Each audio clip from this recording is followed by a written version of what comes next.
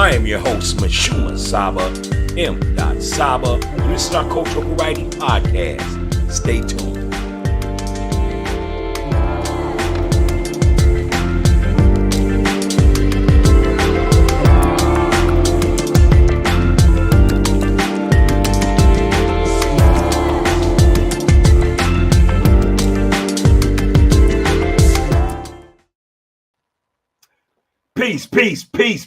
Peace, and welcome to Coffee Talk Podcast. This is the Cultural Variety Podcast Show, and I am your host, MISHUMA SABA, M.SABA, and this is our Cultural Variety Podcast Show. How y'all doing today? Listen. It's Friday night. Y'all know how we do. We like to get together on Friday nights, man. It's been a long weekend, and we like to just come together and share love, man, share humor, share fun, share insight. We like to come together. Normally we call this grown folks night here at Coffee Talk Podcast, but we definitely got to keep it on a medium, because, you know, we got a lot of coaches, a lot of powerful people that's going to be stopping by tonight to give you the flavor, the insight on AAU basketball, man. And so I got my guests. They're going to be coming in. And I want to say this. I want y'all to be patient as we try to get our guests in for tonight, because I know that they're tuning in virtually. And so I'm here for my brothers. And I will be bringing them on shortly here. But again, welcome to Coffee Talk Podcast. I'm your host, MISHUMA SABA, M.SABA. And I just want to say I'm happy to be here, first of all. You know what I'm saying? And I want to know how y'all doing. You know, go ahead and leave you a comment.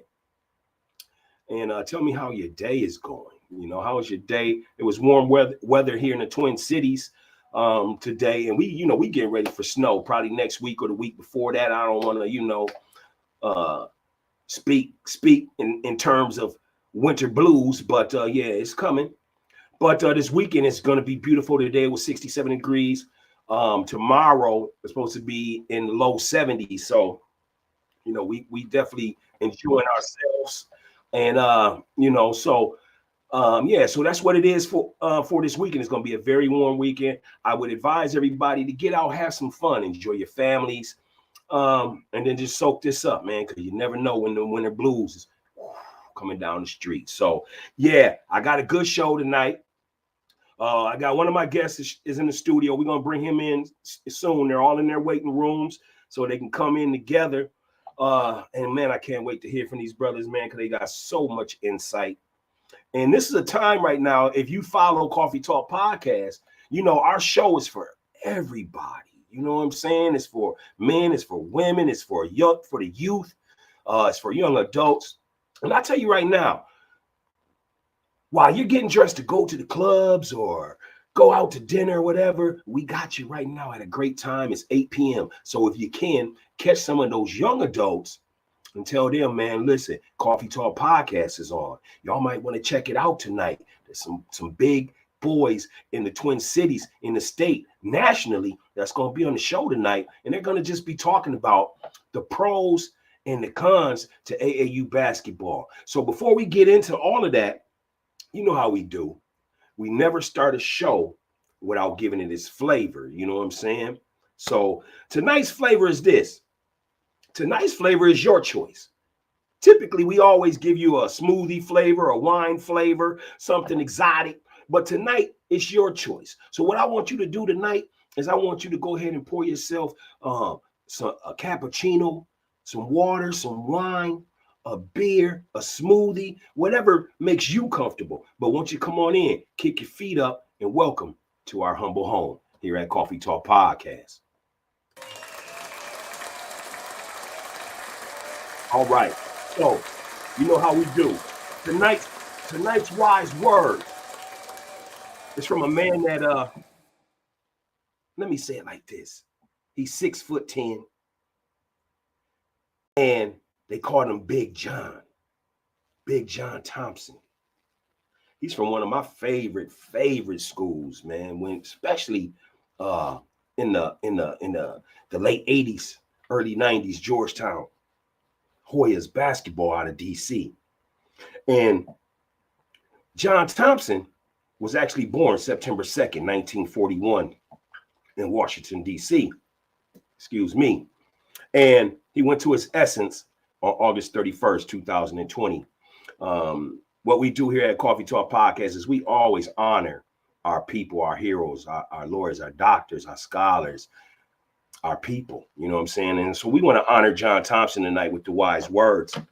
And his wise words was this. He said, I am not trying to be anything other than what I am. And I'm really not certain what that is. I'll say it again. Listen, young people. I am not trying to be anything other than what I am. And I'm really not certain what that is. Those are the words of John Thompson, coach of Georgetown Hoyas, Hall of Famer, NCAA champion coach, and one of our heroes. So that's John Thompson.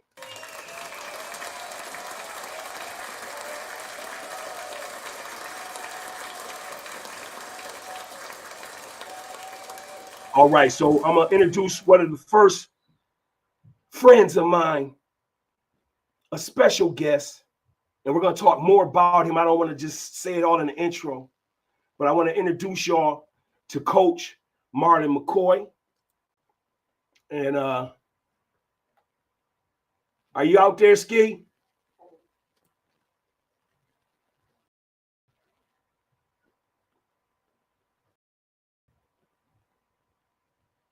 We're waiting on our guest. Okay, so I'm gonna wait for him to get back on the camera. And this is what we're gonna do. Okay, so there he goes right there. I'm gonna do one more thing here before I bring Coach Marlon on. Is I'm gonna go ahead and send out 2 more invites to our coaches just in case they're having trouble. And I don't want to say their names yet, because I'm also want to introduce them as well. Again, this is Coffee Talk Podcast, and just give me 1 second here. All right. So we're getting over there.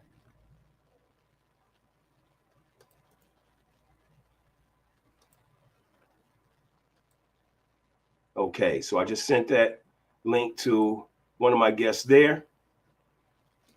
And I'm sending a link to my other guest.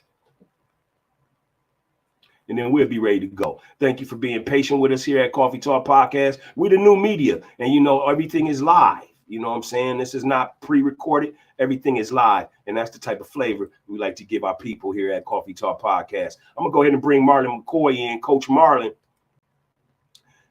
What's up, man? You might want to check. Let me check the volume. Check your volume as well, because I'm not hearing you. Let me make sure we good. Did you switch different phones? Was you on a previous camera when you first came in?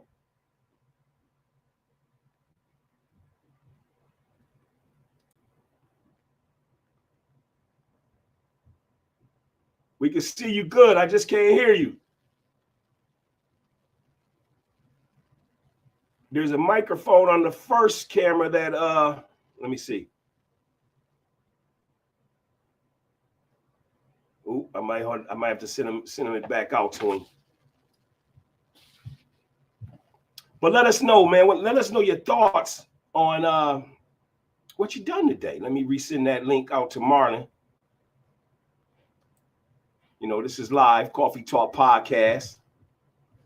Let me get it back over there to him. Marlon, if you can hear me, I'm sending another link because it looked like I had lost you. So click this link right here. You should be getting that in about a second there.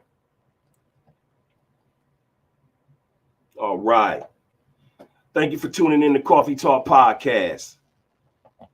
Let us know what you're doing on this Friday night. You got big plans tonight? You know, are you interested in knowing about AAU basketball? because we definitely want to bring it to you.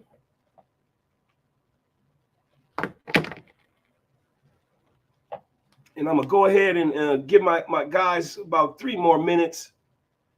So I'll tell you what I'm going to do so we don't lose y'all.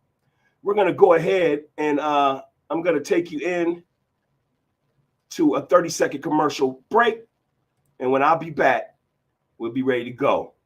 All right?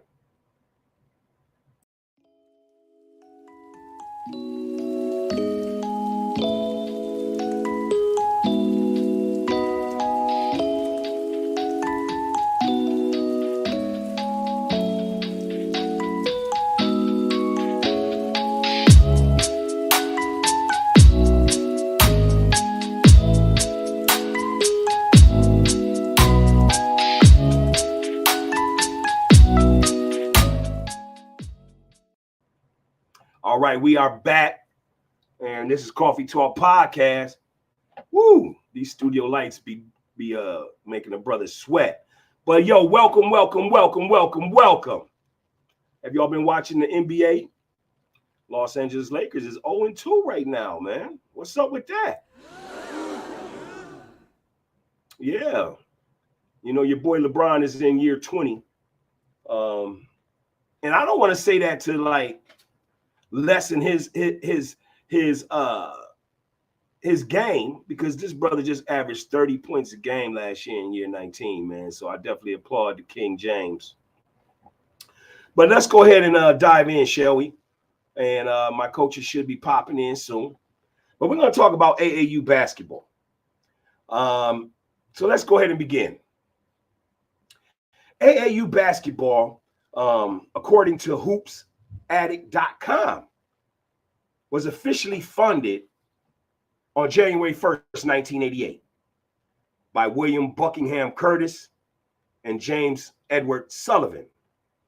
But as I was doing my research, I also ran across the name Sonny Vaccaro and Phil Knight. AAU basketball, it started when they didn't like the direction in which the Amateur Athletic Union and the National Association of Amateur Athletes in America, where it was headed, where it was going. In the 80s, the members of the AAU organizations grew. And a big reason why they start to grow was because of youth basketball. Groups of players got together to form teams that would compete against other teams across the country. The goal at the time of AAU basketball was to advance the development of youth sports. And so that's how AAU basketball came into existence back in 1988. Tonight, we're going to go ahead and discuss the pros and cons of AAU basketball. And as I said earlier, I have some great guests on, and they're going to definitely talk to you. I'm going to bring one of those guests in right now, and that's my brother, a brother that gives back to his community, a brother that's a mentor, a great father, and we need to applaud so many brothers like this man here and other brothers that continue to teach our youth and keep them on a positive path. Martin, can you hear me? Yeah, I hear you. Can you hear me, brother? Yes, sir. Yes, sir, man. And we really appreciate you coming in to Coffee Talk Podcast tonight. We definitely going to have fun.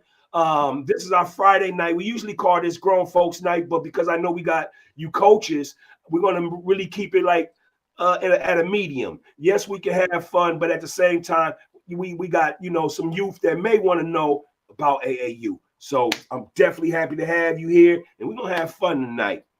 And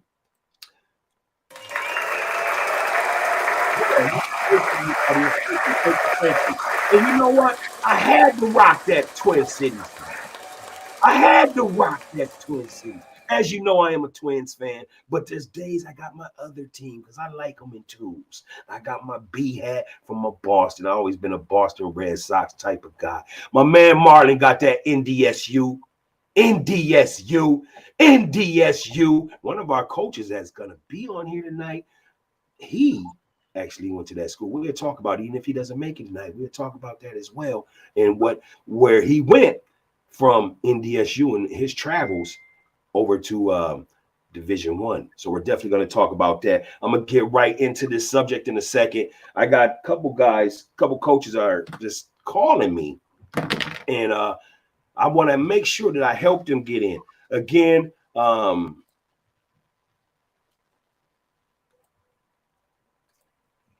apologize. I'm going to say this to my studio fans. I cannot keep going to the coaches. I sent out the links, and we got to keep it forward. This is Coffee Talk Podcast, and we want to always keep our quality great for our people. All right, hey Marlon, let's go ahead and dive in, man. I don't know if you caught the first part, but I just want to say this again. They say that AAU basketball was officially funded on January 1st, 1988. There were several names that came to mention. One was William Buckingham Curtis, James Edward Sullivan, Sonny Vaccaro, Phil Knight. They said that they started the AAU program with the direction to help develop youth basketball. You are a guy that played in AAU basketball. Tell me, how did you even discover AAU and what led you there? My start at AAU actually started from Arvesta Kelly Jr. and Arvesta Kelly Sr. Me and Arvesta Kelly Jr. Went to school together and grew up together, elementary school. And as we got in because I'm a year younger than Arvesta Kelly Jr. So my 7th grade year, he was in 8th grade. He had already played a year out in Mendota Heights. And you know, obviously I was playing at Jimmy Lee and we were playing in the City League, and I didn't know what the Metro League was.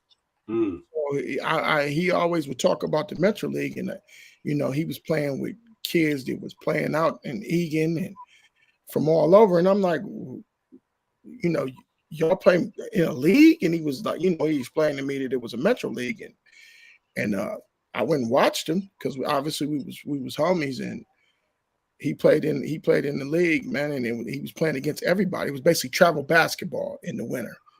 And it's the first time I ever seen it, because obviously, like I said, I was, you know, from Jimmy Lee, but that just opened my eyes. It was bigger than that, because they was trying to get me to come and play too, and I used to go back and forth with it because I had my group of kids that I played with, you know, my guys from St. Agnes. But I made the decision because they were playing against all the top kids from all over Minnesota, and that's what I wanted to be a part of. So that was like my first dose of AAU came from winter basketball, because they had a Metro League that none of us in the inner city even knew of. We were playing against Minnetonka, Wayzata, Shakopee, Rochester, everybody. No doubt. Now, this is what I want to say for our viewers, as you're listening. Some of these places that Coach Marlon McCoy is talking about, such as Jimmy Lee Rec Center, such as St. Agnes, such as the Metro Leagues. Hey, these are some powerhouse places when you come to the Twin Cities. So if you're not from the Twin Cities and you're just looking for basketball, or you even a historian and you want to know where all the top people were playing at or came from, Jimmy Lee Rec Center is a powerhouse. You know, they are a powerhouse. They develop people like Dave Winfield, Paul Molitor, just all kind of stars, Jackie Robinson. Now, these are names that you actually can Google. These are guys that are Super Bowl winners, World Series winners. These is guys that went off and play pro sports, drafted in the NBA, things like that. So Jimmy Lee is definitely a powerhouse. Now, and he also mentioned guys like Arvesta Kelly Jr. and Arvesta Kelly Sr. These are legends in our community. Arvesta Kelly Jr. is a legend. Everybody knows this young man. Actually, he's not a young man no more. But what I want to say is definitely he has a history. This brother right here went to, what was it, Ski 3 championships at Cretan? Yeah, he won 2 out of 3. He won his 10th. He won it his 10th grade year against Roosevelt in the upset. And then he lost to a team which we played in the Metro League, Anoka, who we all battled with as 6th and 7th graders and 8th graders. He lost to him his junior year, and then he beat them his senior year. Absolutely. So that's what we're talking about tonight. Hey, Marlon, go ahead and tell us some of those names that you've witnessed in the AAU players that we may be familiar with. Man, it started with Randy Livingston, who, if it wasn't for his knee injuries, he was the top high school player, or he was a top player from 6th, 7th grade all the way up from Louisiana. Felipe Lopez, Starberry, Miles Simon, what's the guy from Boston? Chris Herron went to Fresno State and then went to Boston, who they got a documentary on. I mean, the list goes on, man. We played against all these dudes every year. Kelly Styles that went to the University of Missouri. He played for the St. Louis Eagles. We played against them when we were in 7th, 8th grade, and they're one of the top AAU programs to this day that plays in the EYBL Nike League. I want to say this. I want to say this as we get into your resume, and I further ask you some questions, because we definitely going to dive more deeper into this AAU. I got some questions, but I want to say, Coach McCoy, you are in the AAU circuit as we speak. You have your own AAU program, the Metro Stars. You've been coaching for 24 years. You are a Hall of Famer at the school of St. Agnes, and you have a career of 1,400 points in the city. You was all conference 4 years. You was a Mr. Basketball finalist in 1994. And the number one thing that I love about you, brother, is y'all won the state championship in 1994.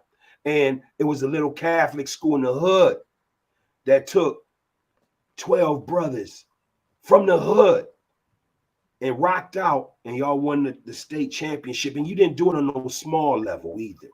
Y'all was doing that on the big school circuit. Go ahead and talk about that. Well, one thing I got to give, respect to Gazzoni, who was our coach. He seen what he had when we were freshmen, and he actually came to us and asked us who we wanted to play in our non-conference schedule. And because he's, obviously the coach that makes the schedule, so we knew, who we had been playing against all them years coming up. So we told him, obviously, which was unheard of for a private school like St. Agnes, but we told him we wanted to play the Souths, Minneapolis Souths and the Minneapolis Norths and the Armstrongs and Apple Valleys, because these are all guys that we played AAU with. So we wanted to play against each other during the season, during the high school season. So that's where that non-conference came from, with us playing all those top teams, is because we played with those fellas during AAU, and we thought it would be a good idea for everybody to get to see us play against each other in the winter. So that's our 4 years at St. Agnes. We played against some top teams, from Hopkins to South, Minneapolis North. That's when the Tri-Metro was actually probably one of the top conferences in Minnesota, because you had us, Brooklyn Center, Minnehaha Academy, De La Salle, St. Anthony, like St. Bernard's, every Mount West Tonka, every week was a struggle. You had a big game every week. Every week. What was the kid's name? And I do apologize, y'all, because I didn't do that part of the homework for this segment.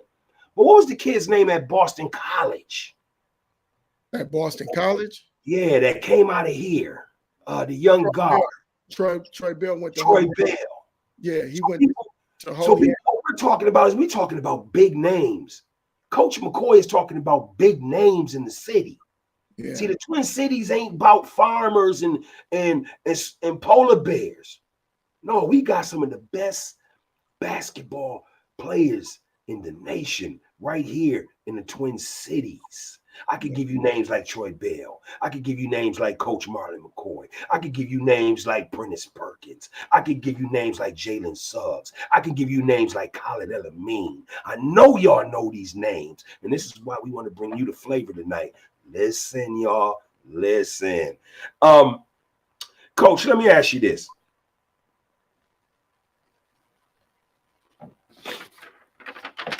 Let me ask you this. Does AAU really develop the youth? Does it make them better? What's your thoughts? I wouldn't say it develops.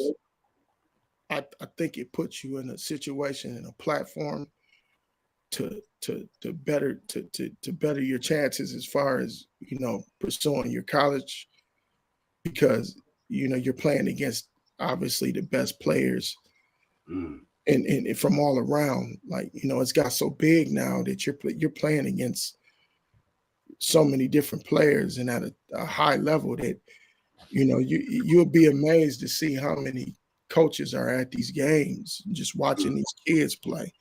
So it's just all AAU to me is just a catapult to boost your recruiting, because high school is more like, now if you're being recruited, the coaches already seen you play in the summer, so you're really not getting your looks out of your high school no more. You're getting looks from AAU, and then you connect with the coaches, and then the coaches end up coming and watching you play during the winter.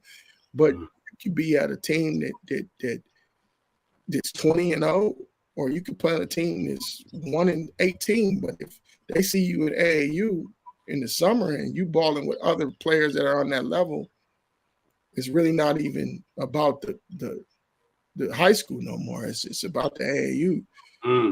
But when we talk about development, and then I look at the NBA today, you know, you do have a few good shooters. I mean, you can name 5-6 great shooters right now. I mean, that can pull from the other half of the court. But a lot of players in the NBA can't shoot.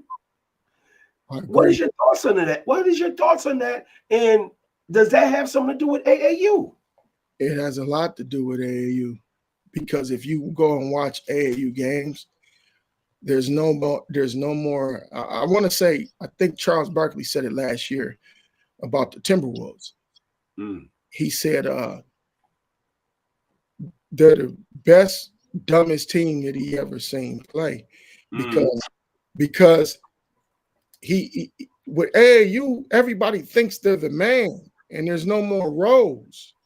So now you got people who are shooting shots that shouldn't even be shooting that many shots, because you got the parents telling you they're gonna give you money for this amount of points, and if you do this and do that, I'm gonna pay you for this. And it's gotten to the point where it's a little watered down, because you got players playing outside of their body. There's no more role players. So is AAU really just up and down? Or do we ever see any defensive structure like a 2-3 zone, a 1-3-1, a box? I'm gonna be honest with you. I coach my they're now 7th graders.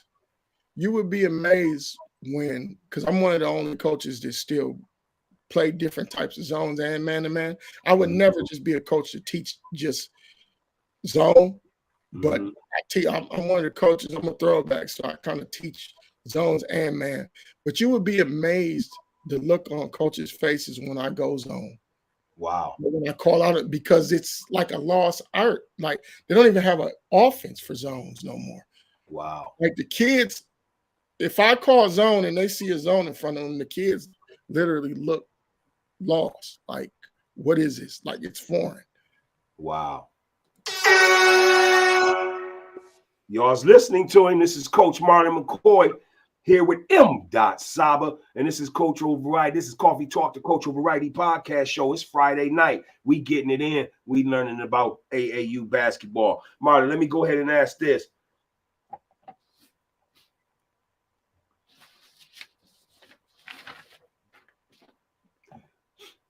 Do you think AAU was damaged once the corporations was brought in with the shoe contracts? What's your thoughts on that?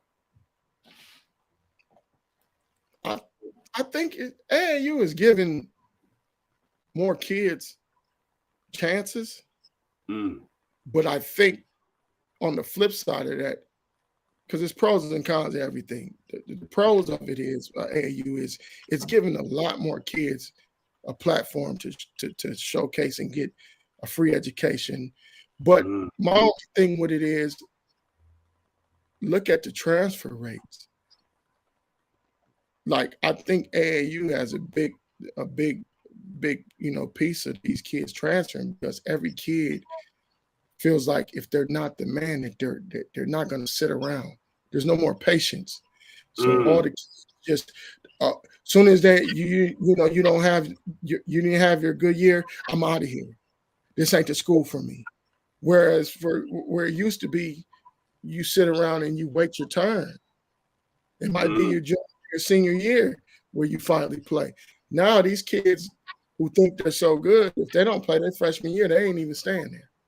So it seems like there's no loyalty, it seems like. But I want to ask this question, because I like to look at things from both lenses.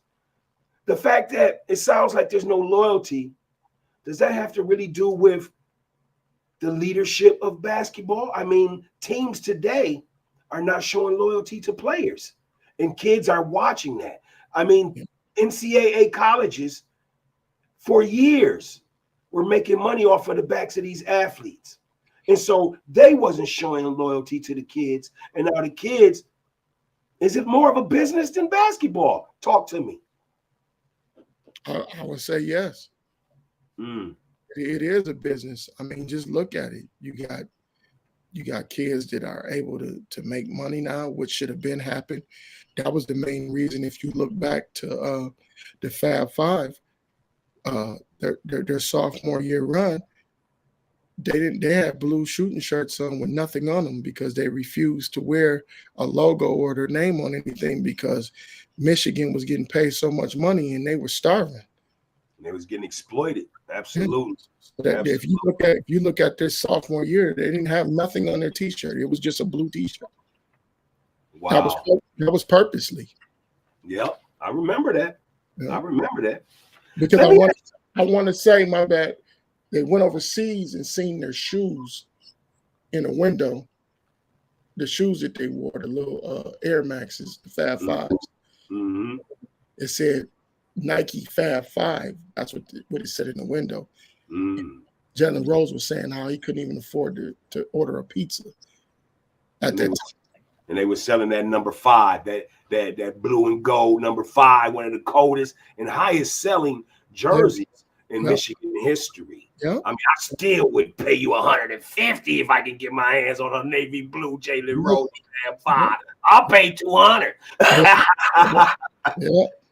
Let me ask you this. What advice can you give parents that may want to introduce their kids to AAU basketball? The advice I would give, because I went through it with my son and I'm also going through it with my daughter, is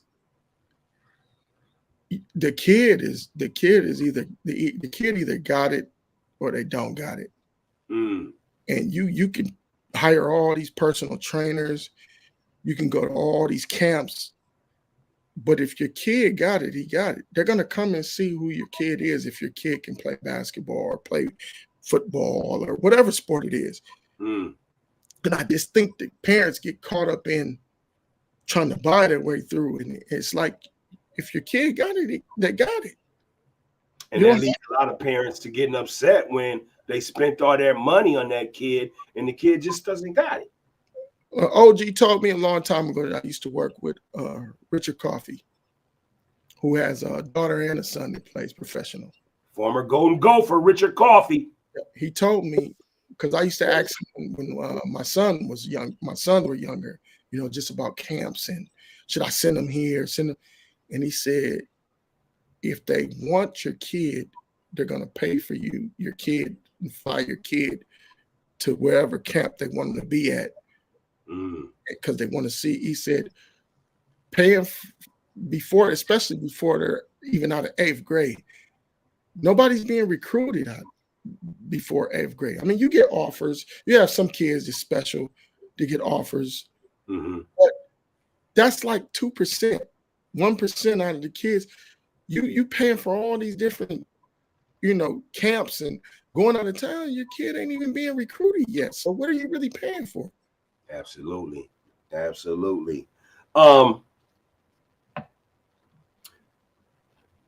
You coached at a big powerhouse school, St. Paul Central.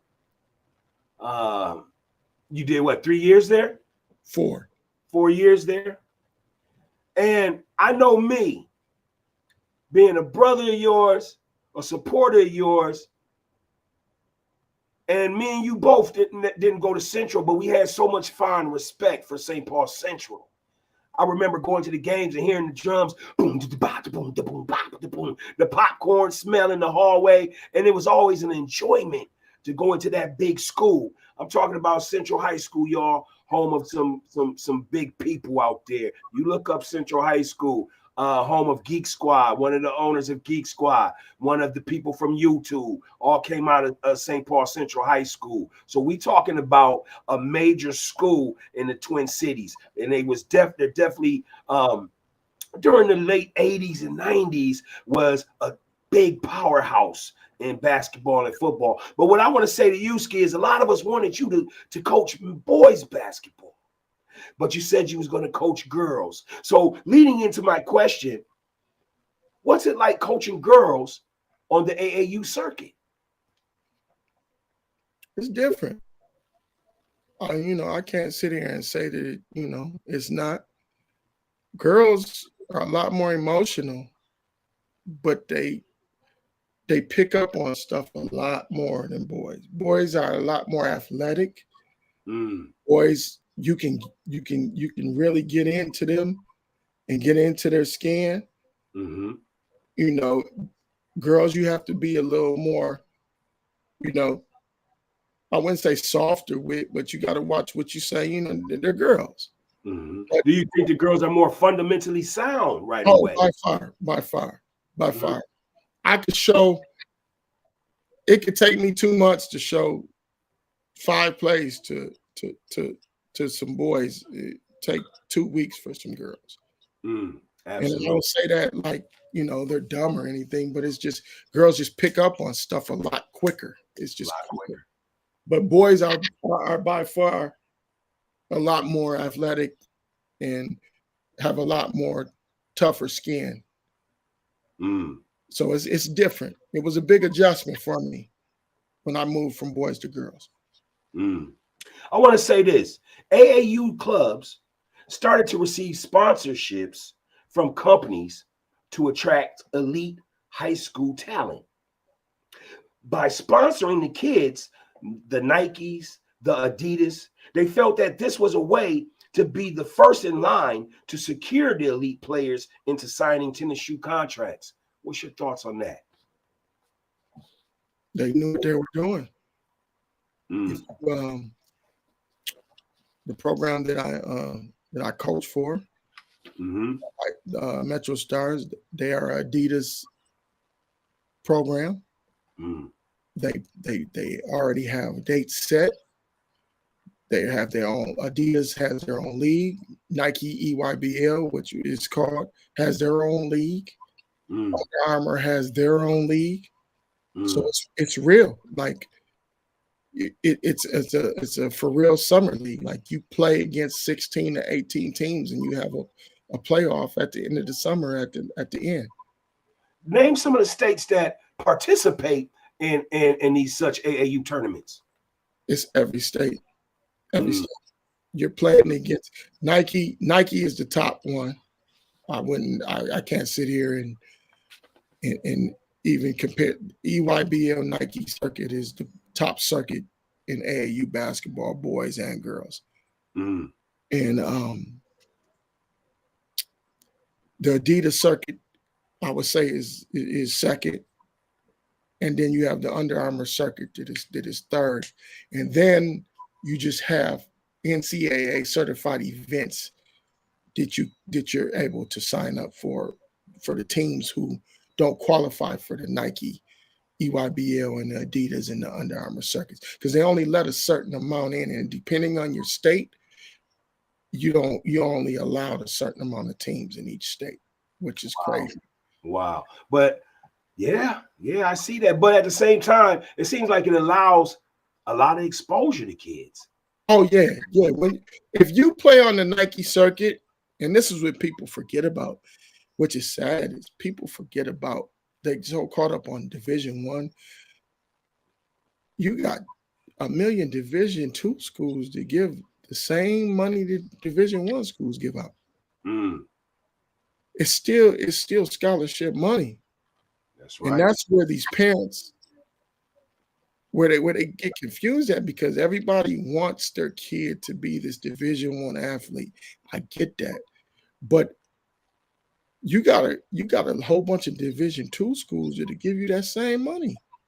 And what parents should be really concerned with is getting that free education. Free education. Now your kid comes out of school for 4 or 5 years. Now they have a high credit score because they don't have no debt. Now you don't owe nobody nothing, and you have a piece of paper that says that there's nothing you can say to me. I have a degree. I use this basketball to do that. Listen, people. Listen.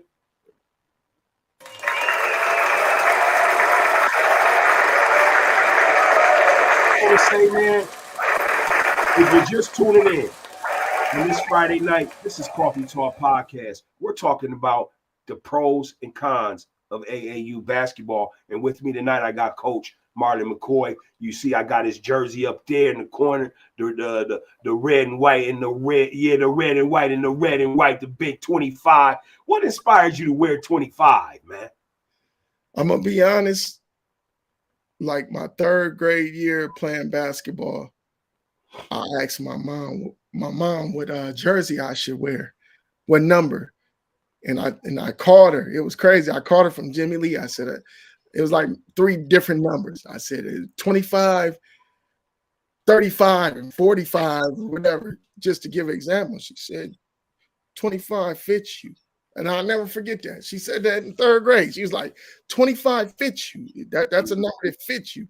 So I rocked 25 all the way through. I always wore 25 when I played basketball, and I always wore number 12 when I played football, because my favorite QB was Randall Cunningham. No doubt. Yeah, I want to say this, because I know right now we're being viewed nationally. And I don't know if people really understand your story of going to a Catholic school in the hood and taking that school, St. Agnes, in the Twin Cities, St. Paul, Minnesota, a school that's never been on the big stage. And you led that school to the state championship. Not only that, but you continued to give to these kids. What was it like coming from the hood, coming from the urban community, and going to a Catholic school? Talk about that. The principal, Mr. Pepper, rest in peace. He made it easy for us because he was a sports fan.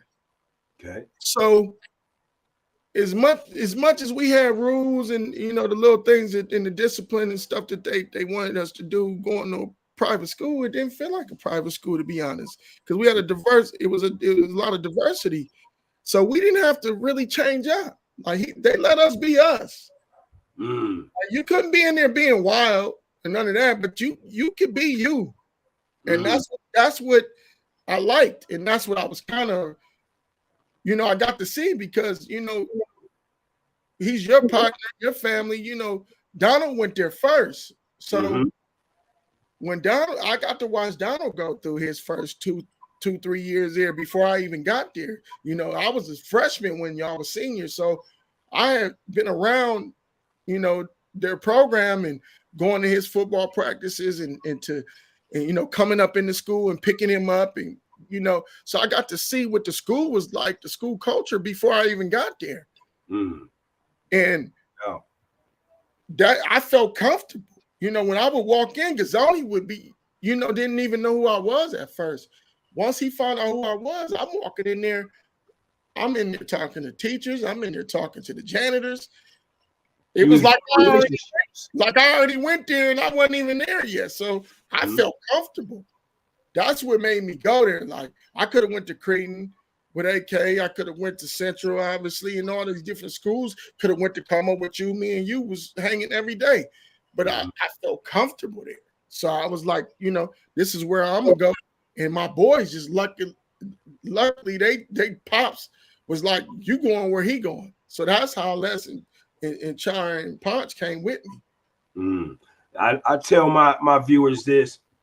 There's more to come on that story about these brothers, man, that actually came from the inner city, man, and they took a Catholic school to the state championship. So definitely be on the lookout for the future. There's more to come that I'm sure Marlon's going to discuss because it can be hard sometimes. It can be some adversity when you're dealing with being from the inner city and going to the Catholic schools. I know that this is something that Jalen Rose talks about in Michigan, and I bring Jalen Rose up because all of us Midwesterner type guys all have that same kind of story of, sometimes we had to go a different route to play basketball and play basketball the right way.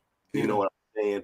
I want to go ahead and keep you on, and but I do want to talk about some more people that came out of the Twin Cities. I wish they was here to tell us more about their story, but I'm gonna go ahead and just give them their props tonight.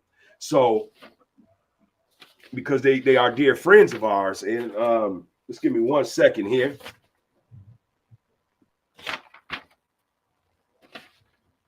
All right, there it is. So another guy that came out of the Twin Cities that played in the AAU circuit, this brother right here. You see that brother right there in the purple. That brother that wears number 25 also. This brother that I'm getting ready to mention goes down as one of the greatest, top 10 easy, one of the greatest basketball players to come up out of the state of Minnesota. He goes by the name of Prentice Perkins. He played at Minneapolis Henry. He also went from Minneapolis Henry to North Dakota State. Went from North Dakota State and took that and got a D1 scholarship to the University of Washington Huskies. He played against the likes of Jason Kidd. He told me personally that he would handle Kidd. And I wish he was here right now. And I do apologize to some of my other viewers that know me. We don't like to use the word wish. But for our overall viewers, that's what we're saying. I would love to have had him tonight. This brother was also known as Newcomer of the Year in the Pac-10. This is Prentice Perkins, who grew up in North Minneapolis. And we just want to go ahead and salute and tip our hats to our brother. He didn't make it tonight to the show, but we definitely want to have him on so he can tell us about his interactions with AAU basketball, because he was playing AAU basketball right when it started. As we stated earlier, AAU basketball started to break out in 1988. So big ups to our boy Prentice Perkins. I also want to go ahead and show this brother right here. And I really wanted this brother on. He tried his hardest to get on.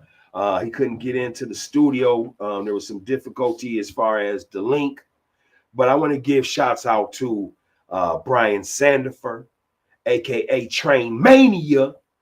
And he is the co-founder of the Grassroots Sizzle basketball team, which is an AAU program. And they're also in the AAU circuit.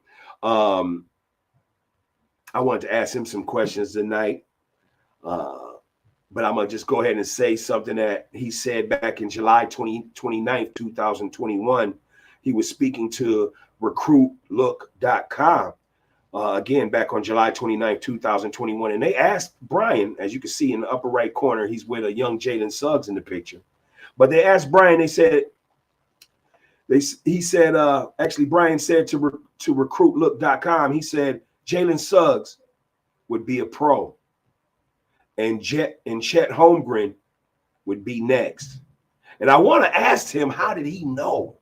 And I know you know these kids from the Twin Cities as well, and maybe you can go ahead and improvise.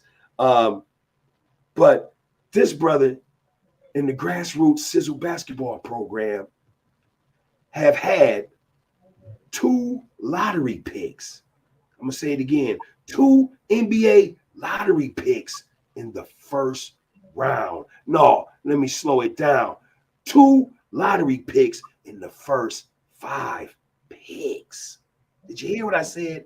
The first 5 picks.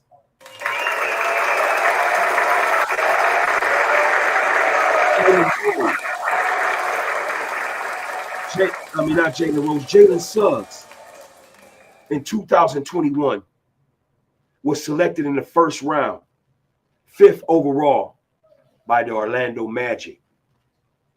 Chet Holmgren in the year of 2022 was a first round, 2nd overall pick by the Oklahoma City Thunder. Do you hear what I'm saying to y'all people? Right here in the Twin Cities, coaches Marlon McCoy, Coach Brian Sandifer, Coach Prentice Perkins. These are players that know about the circuit. These are players that I witnessed personally get to high levels of basketball. And these men are giving back today with mentoring, with coaching, and just making sure that they're an impact for our kids in the Twin Cities as they go national. Not only just going national in a sport, but these brothers are out here giving back to the community, and they're out here saving lives and just telling brothers about the streets and how to live a civilized and righteous lifestyle. Man, Marlon, tell me about your first time seeing Jalen Suggs and Chet Holmgren. Man, they played for the Minneapolis Hustlers at a young age. And the thing that Brian, that people don't realize what you get when you go to one of his tournaments is you don't know what you're going to walk into. And when I say that, I say it because I remember watching Chet and Jalen as 2nd, 3rd graders playing against 6th, 7th graders, man. And I remember them getting their shots blocked. Obviously, they were good enough where they was getting their shot off a lot too. They were just, it was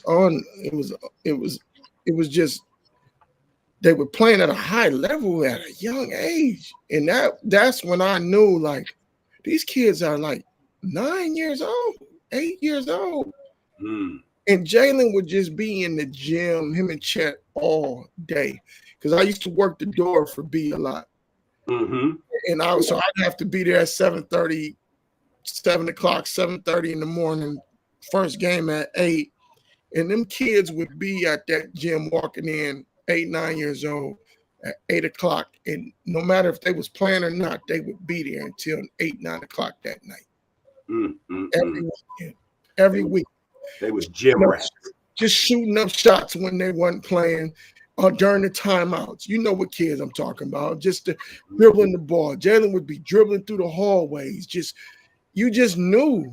Like, and then you look at their parents, obviously, which a lot of people don't look at. You got to look at the dynamics of the parents. I'm looking at Chet's dad, who was a former Minnesota Golden Gopher post player. I'm looking at Larry and Molly. And Larry, you know, Molly, people don't realize she was an athlete at St. Agnes, a top softball player. And Larry, you know, was obviously a good basketball player. And I'm just looking at great JUCO player too. Yeah, and I'm just looking at the dynamics of it, and I'm like, these kids are going to be around this all the way through because they have people who are around them that's around it all the way through. Absolutely. I was reading an article as I was prepping for the show tonight, and I was going to ask Brian but Brian said in the article, man, he said that he realized that Jalen was going to be great at the age of 5. The boy was balling kids that was 8 to 10 years old at the age of 5. Yeah.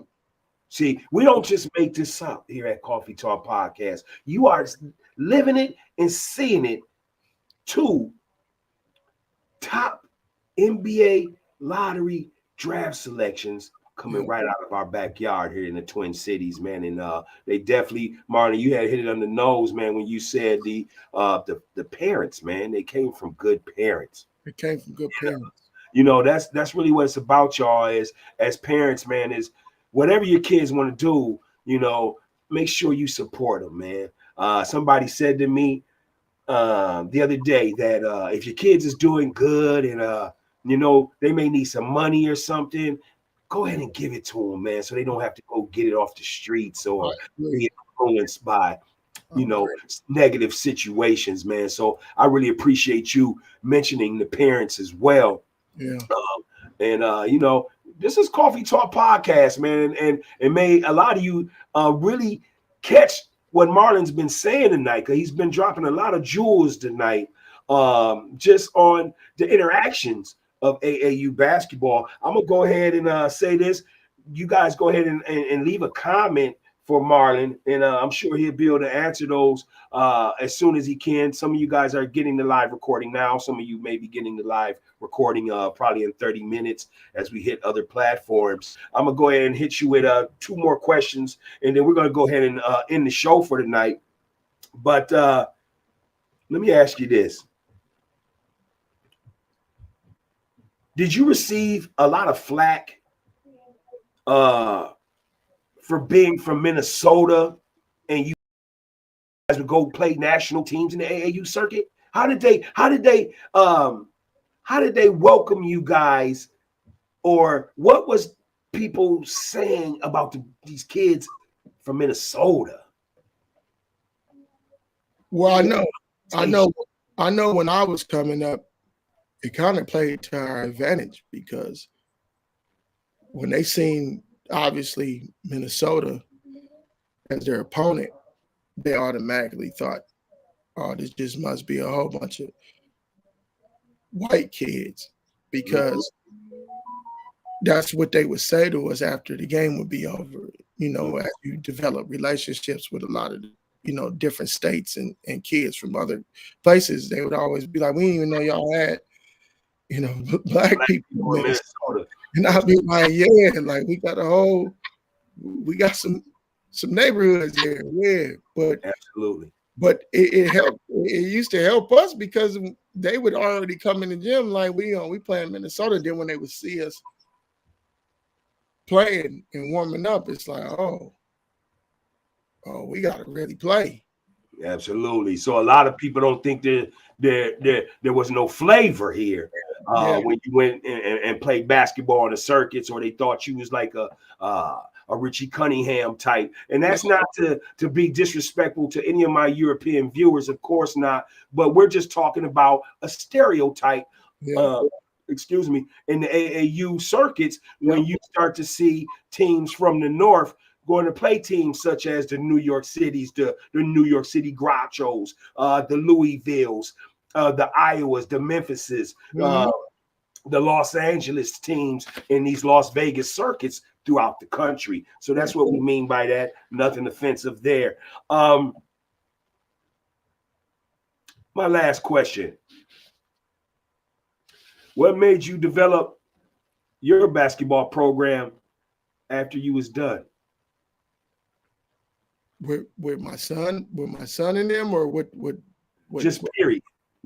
What made you, because you've been coaching for 24 years, and I know you've been in and out of this AAU circuit as a player as well as a coach. So what made you develop a AAU program?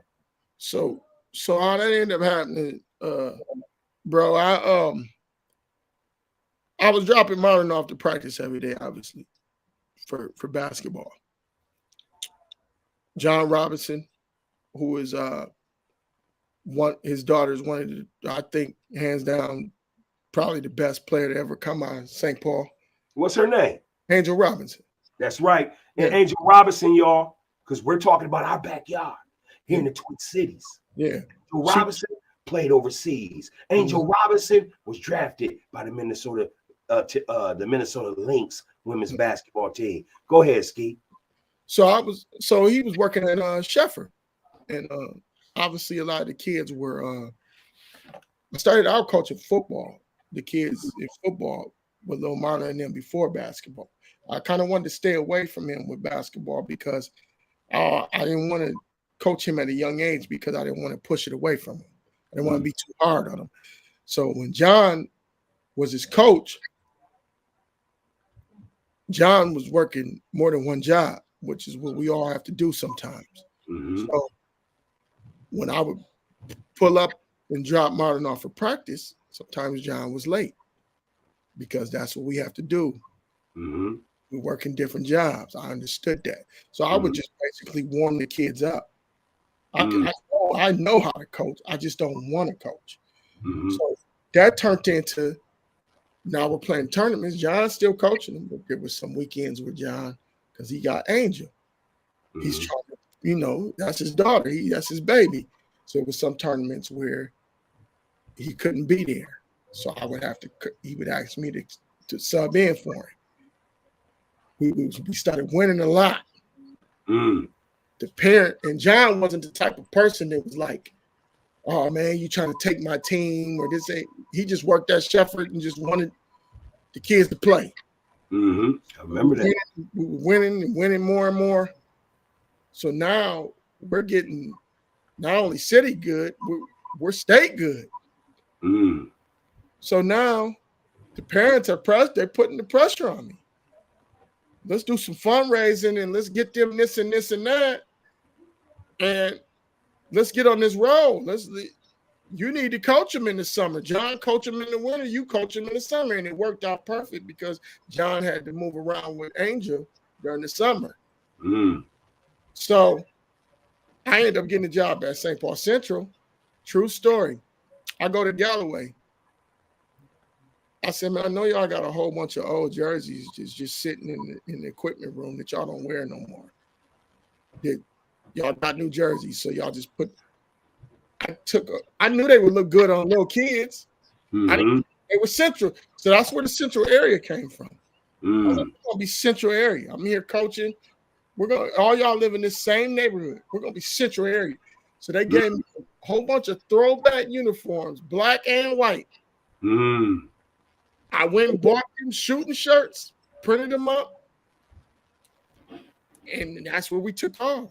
And we was going to Indiana, Kansas City, Iowa, playing the top tournaments here, and that's where it came from. That's where I started coaching them. That's beautiful, man.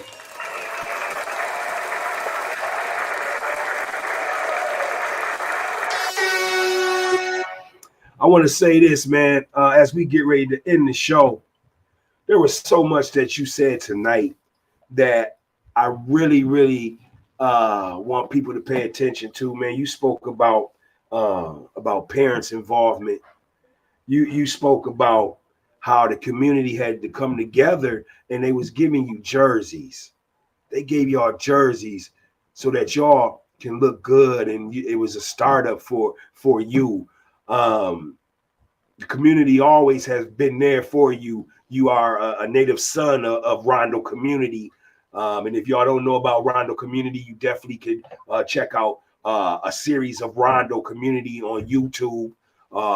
It's, like any other city, urban community throughout the country. It's just like what Wall Street was. That's how Rondo was at a period of time. And as a historian, I know that a lot of our communities and within the United States, we had a lot of Wall Streets in the United States, and many of them were separated and destroyed due to the highway systems and things like that.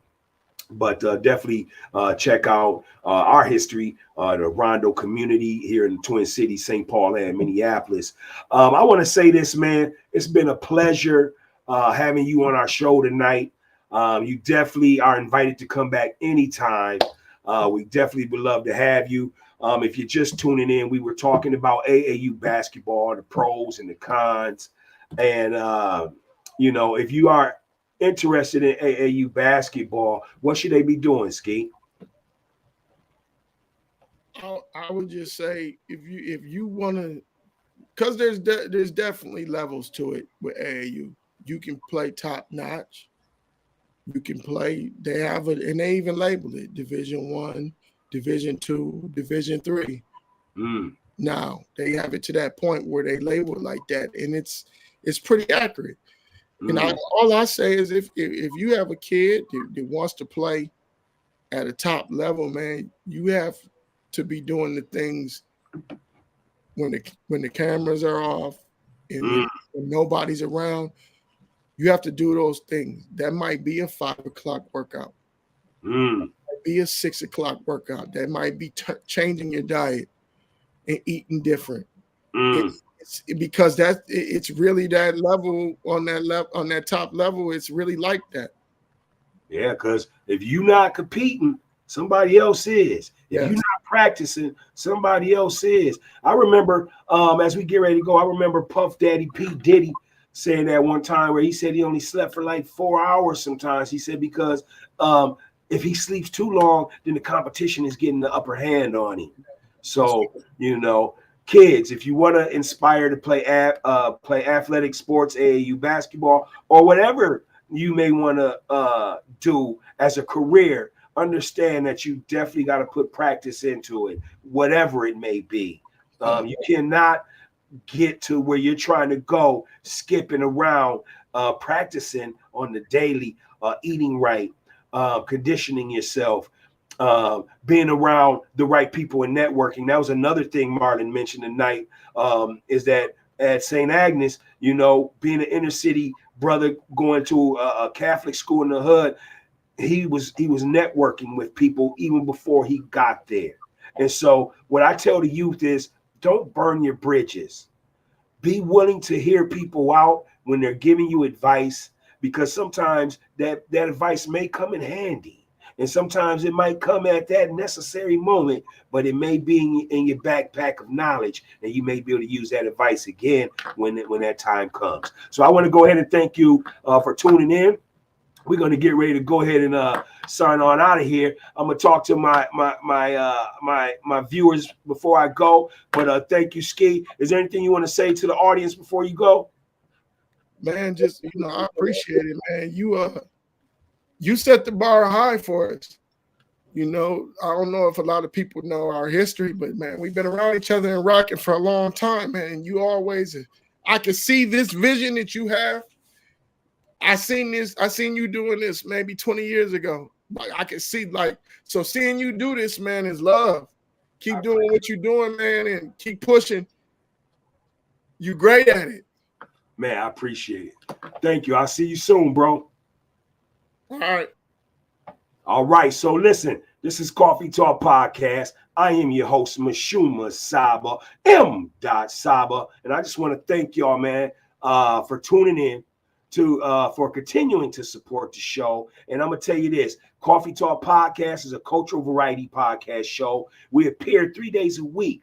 On Mondays, we give you what we call cultural studies. We like to go ahead and give props to our authors, our doctors, our scholars, our scientists. We even like to share poems and book readings. So we do that on Mondays. On Wednesday night, we call that sports night. And I do apologize because we didn't get to make it last Wednesday. I was a little bit under the weather. But for our Wednesday night sports, we don't really care about who won or lost a game such as other sports shows. But we like to go ahead and talk about all the different intricacies that go on behind the scenes in the world of sports. And then, as you know, Friday and Saturday nights, we like to get together. We like to play 10-question Q&A. We like to have fun. We like to invite guests. We like to joke. We like to give humor. And again, we always like to give you that flavor. I like to say, I'm gonna give you the universal peace sign. This is MISHUMA SABA, M.SABA, and this is Coffee Talk Podcast, the Cultural Variety Podcast Show. Thank you for tuning in. I'll see you next week.